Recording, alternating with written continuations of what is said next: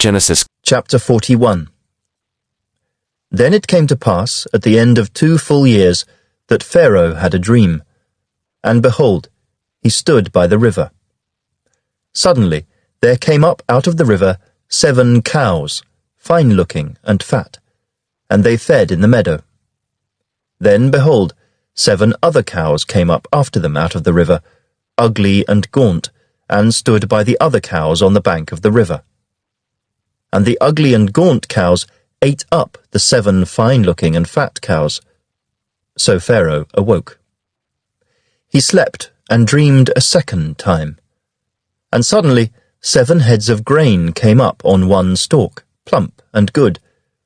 Then, behold, 7 thin heads, blighted by the east wind, sprang up after them.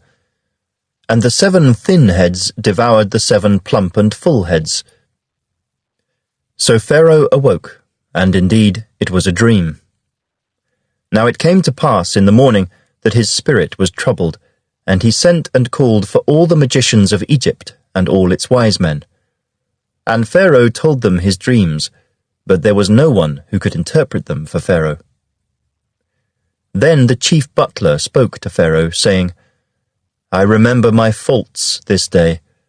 When Pharaoh was angry with his servants and put me in custody in the house of the captain of the guard, both me and the chief baker, we each had a dream in one night, he and I.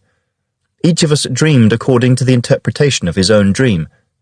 Now there was a young Hebrew man with us there, a servant of the captain of the guard, and we told him, and he interpreted our dreams for us. To each man he interpreted according to his own dream. And it came to pass, just as he interpreted for us, so it happened. He restored me to my office, and he hanged him. Then Pharaoh sent and called Joseph, and they brought him quickly out of the dungeon. And he shaved, changed his clothing, and came to Pharaoh. And Pharaoh said to Joseph, I have had a dream, and there is no one who can interpret it. But I have heard it said of you that you can understand a dream to interpret it. So Joseph answered Pharaoh, saying, It is not in me. God will give Pharaoh an answer of peace. Then Pharaoh said to Joseph, Behold, in my dream I stood on the bank of the river. Suddenly 7 cows came up out of the river, fine-looking and fat, and they fed in the meadow. Then behold, 7 other cows came up after them, poor and very ugly and gaunt, such ugliness as I have never seen in all the land of Egypt. And the gaunt and ugly cows ate up the first 7, the fat cows. When they had eaten them up, no one would have known that they had eaten them, for they were just as ugly as at the beginning. So I awoke. Also I saw in my dream, and suddenly 7 heads came up on one stalk, full and good. Then behold, 7 heads, withered, thin, and blighted by the east wind, sprang up after them. And the thin heads devoured the 7 good heads. So I told this to the magicians, but there was no one who could explain it to me. Then Joseph said to Pharaoh, The dreams of Pharaoh are one. God has shown Pharaoh what he is about to do. The 7 good cows are 7 years, and the 7 good heads are 7 years. The dreams are one. And the 7 thin and ugly cows which came up after them are 7 years, and the 7 empty heads blighted by the east wind are 7 years of famine. This is the thing which I have spoken to Pharaoh. God has shown Pharaoh what he is about to do. Indeed, 7 years of great plenty will come throughout all the land of Egypt, but after them 7 years of famine will arise, and all the plenty will be forgotten in the land of Egypt, and the famine will deplete the land. So the plenty will not be known in the land because of the famine following, for it will be very severe. And the dream was repeated to Pharaoh twice, because the thing is established by God, and God will shortly bring it to pass. Now therefore let Pharaoh select a discerning and wise man, and set him over the land of Egypt. Let Pharaoh do this, and let him appoint officers over the land, to collect 1/5 of the produce of the land of Egypt in the 7 plentiful years. And let them gather all the food of those good years that are coming, and store up grain under the authority of Pharaoh, and let them keep food in the cities. Then that food shall be as a reserve for the land for the 7 years of famine which shall be in the land of Egypt, that the land may not perish during the famine. So the advice was good in the eyes of Pharaoh and in the eyes of all his servants. And Pharaoh said to his servants, "Can we find such a one as this, a man in whom is the Spirit of God?" Then Pharaoh said to Joseph, "Inasmuch as God has shown you all this, there is no one as discerning and wise as you. You shall be over my house, and all my people shall be ruled according to your word. Only in regard to the throne will I be greater than you." And Pharaoh said to Joseph, "See, I have set you over all the land of Egypt."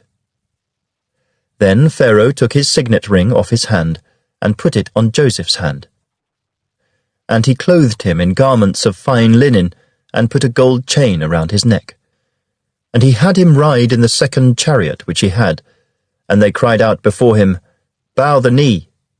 So he set him over all the land of Egypt. Pharaoh also said to Joseph, "I am Pharaoh, and without your consent no man may lift his hand or foot in all the land of Egypt." And Pharaoh called Joseph's name Zaphnath-Paaneah, and he gave him as a wife Asenath, the daughter of Potiphera, priest of On. So Joseph went out over all the land of Egypt. Joseph was 30 years old when he stood before Pharaoh, king of Egypt. And Joseph went out from the presence of Pharaoh and went throughout all the land of Egypt. Now in the 7 plentiful years the ground brought forth abundantly. So he gathered up all the food of the 7 years which were in the land of Egypt, and laid up the food in the cities. He laid up in every city the food of the fields which surrounded them. Joseph gathered very much grain, as the sand of the sea, until he stopped counting, for it was immeasurable. And to Joseph were born 2 sons before the years of famine came, whom Asenath, the daughter of Potiphera, priest of On, bore to him. Joseph called the name of the firstborn Manasseh, "For God has made me forget all my toil and all my father's house." And the name of the second he called Ephraim, "For God has caused me to be fruitful in the land of my affliction." Then the 7 years of plenty which were in the land of Egypt ended, and the 7 years of famine began to come, as Joseph had said. The famine was in all lands, but in all the land of Egypt there was bread. So when all the land of Egypt was famished, the people cried to Pharaoh for bread.